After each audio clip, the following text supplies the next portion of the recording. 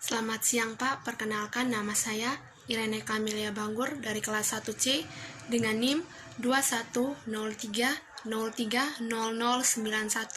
Prodi Sosiologi. Di sini saya akan mereview buku dari bab 1 sampai bab 7, dasar-dasar ilmu politik untuk memenuhi ujian tengah semester. A. Sifat, arti, dan hubungan ilmu politik dengan ilmu pengetahuan lainnya. 1. Ilmu politik sebagai ilmu pengetahuan. Ilmu politik serta ilmu sosial lainnya belum memenuhi syarat karena sampai sekarang belum ditemukan hukum-hukum ilmiah seperti itu.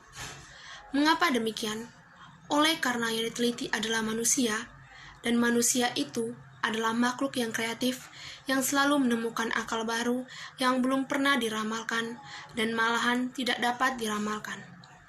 Di samping itu, muncul sebuah gerakan baru, yaitu revolusi dalam ilmu politik yang berbicara tentang sekalipun perilaku manusia kompleks, tetapi ada pula pola-pola dan keteraturan perilaku yang dapat dibuktikan kebenarannya melalui sebuah pengamatan yang diteliti dan sistematis. Akan tetapi, pada akhir dekade 1960, timbullah sebuah reaksi, yaitu pendekatan perilaku.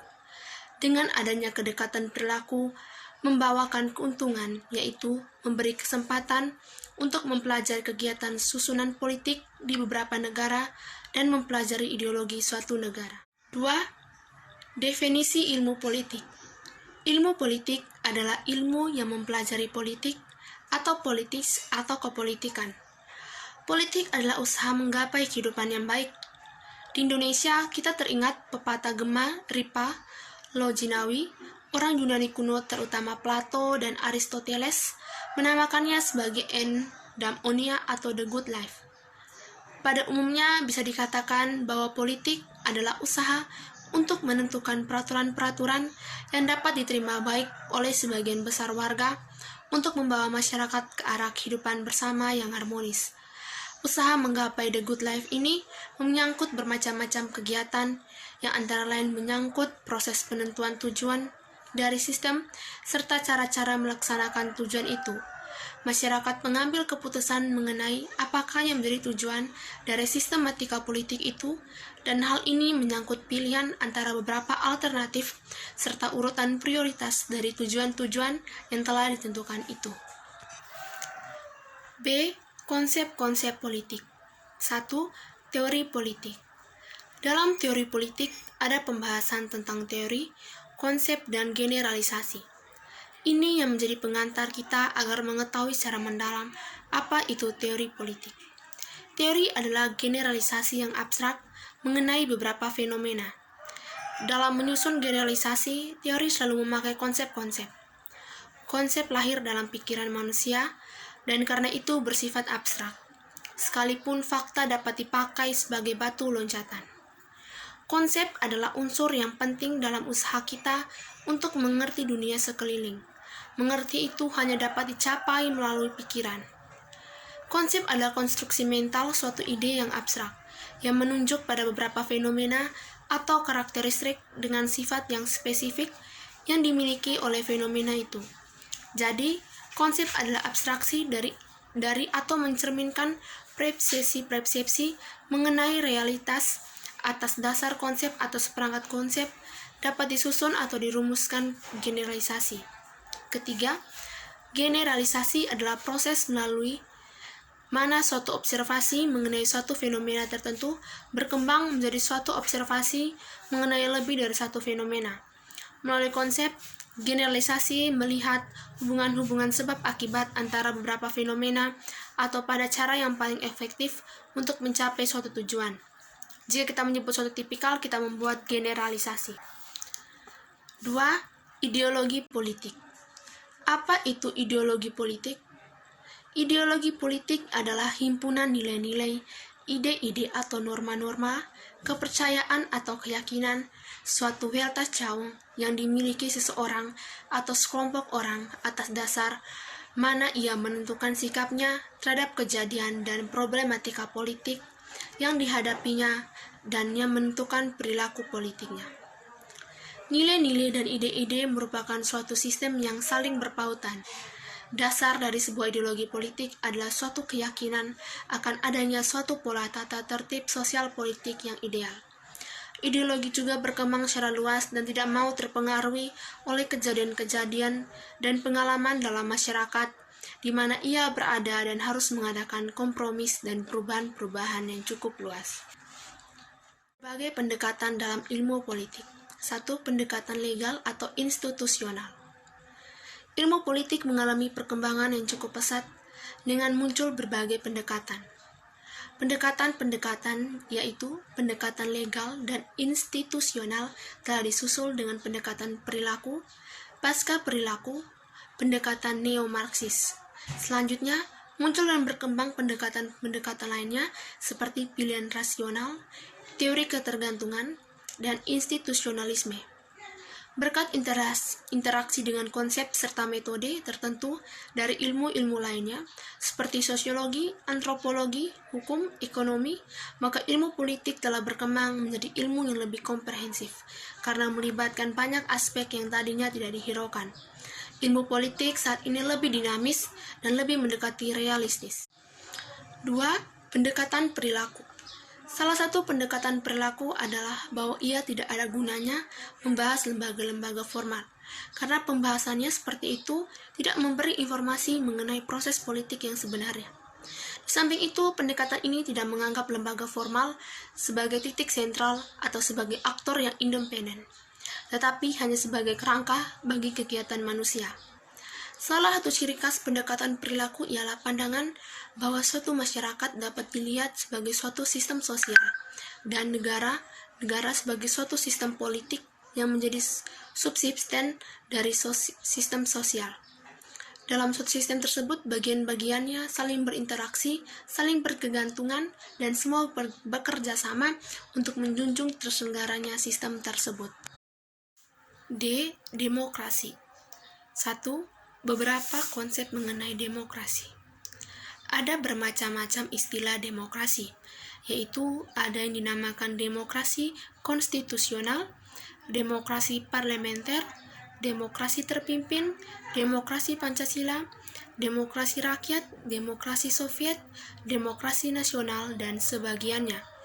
Semua konsep ini memakai istilah demokrasi yang menurut asal kata berarti rakyat, berkuasa, berarti kekuasaan atau berkuasa. 2. Perkembangan demokrasi.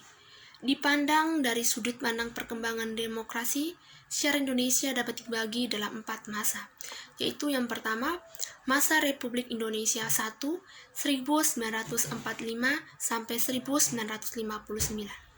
Sistem parlementer yang dimulai berlaku sebulan sesudah kemerdekaan diproklamirkan dan kemudian diperkuat dalam Undang-Undang Dasar 1945 dan 1950 ternyata cocok untuk Indonesia meskipun dapat berjalan secara memuaskan dalam beberapa negara Asia lain. Undang-Undang Dasar 1950 menetapkan berlakunya sistem parlementer di mana badan eksekutif terdiri atas presiden sebagai kepala negara, konstitusional dan menteri-menterinya mampu tanggung jawab.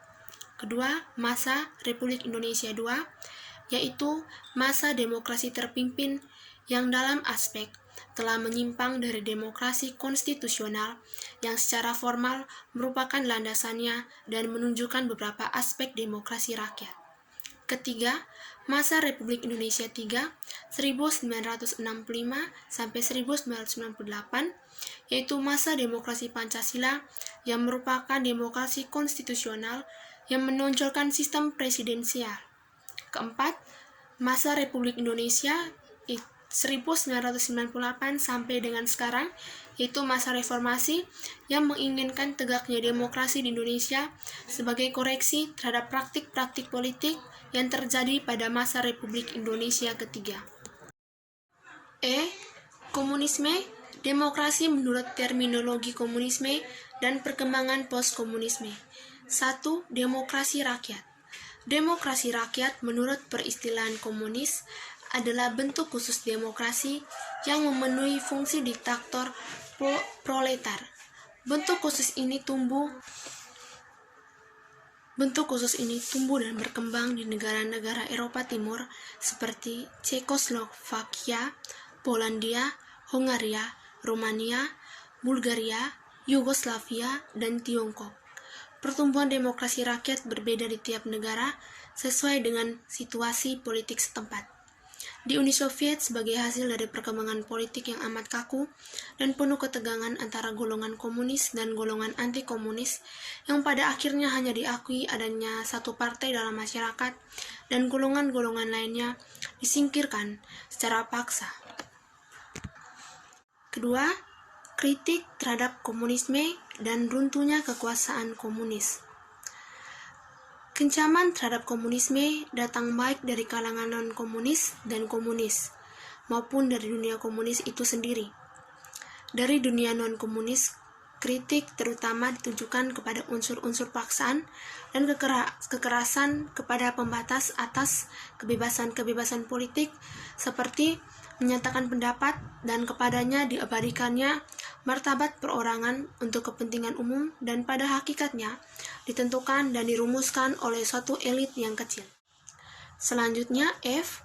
Undang-Undang Dasar. 1. Ciri-ciri Undang-Undang Dasar. Undang-Undang Dasar suatu negara berbeda dengan negara lainnya.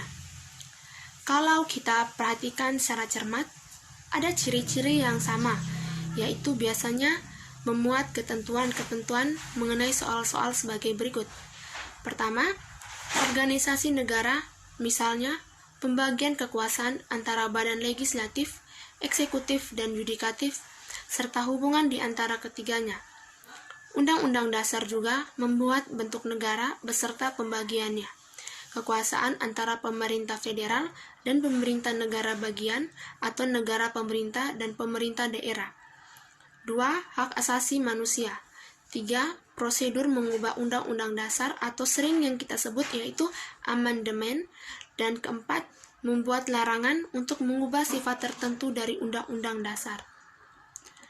G. Hak asasi manusia. Hak asasi pertama, hak asasi manusia pada abad ke-20 dan awal abad ke-21. Dari perkembangan berikut, ada terjadi sebuah perubahan dalam pemikiran tentang hak asasi manusia, antara lain karena terjadinya depresi besar sekitar tahun 1929 hingga 1934 yang melanda sebagian besar dunia. Depresi ini kemudian memuat Amerika menjalar hampir ke seluruh dunia dan berdampak luas. Di luar negara Amerika juga dampaknya cukup dahsyat. Di Jerman, depresi terus berakibat timbulnya Nazisme yang dipimpin oleh Adolf Hitler. Perkembangan ini menyebabkan banyak orang berimigrasi ke Amerika dan negara-negara demokrasi lainnya. Dalam susunan itu, Presiden Amerika merumuskan 4 kebebasan. Kebebasan itu adalah 1. Kebebasan berbicara dan menyatakan pendapat. 2. Kebebasan beragama. 3. Kebebasan dari ketakutan. Dan 4. Kebebasan dari kemiskinan. Kedua, masa demokrasi Pancasila. Demokrasi Pancasila merupakan konsep demokrasi yang dipopulerkan oleh Orde Baru pada masa kepemimpinan Soeharto 1966 sampai 1998. Istilah demokrasi Pancasila lahir dari konsep pemikiran yang kontra atau berlawanan terhadap konsep demokrasi terpimpin. Secara tidak langsung, pemberlakuan demokrasi Pancasila pada masa Orde Baru adalah sebuah upaya delegitimasi terhadap konsep demokrasi terpimpin Soekarno. Demikian hasil review saya. Atas perhatian Bapak, saya ucapkan terima kasih dan selamat siang.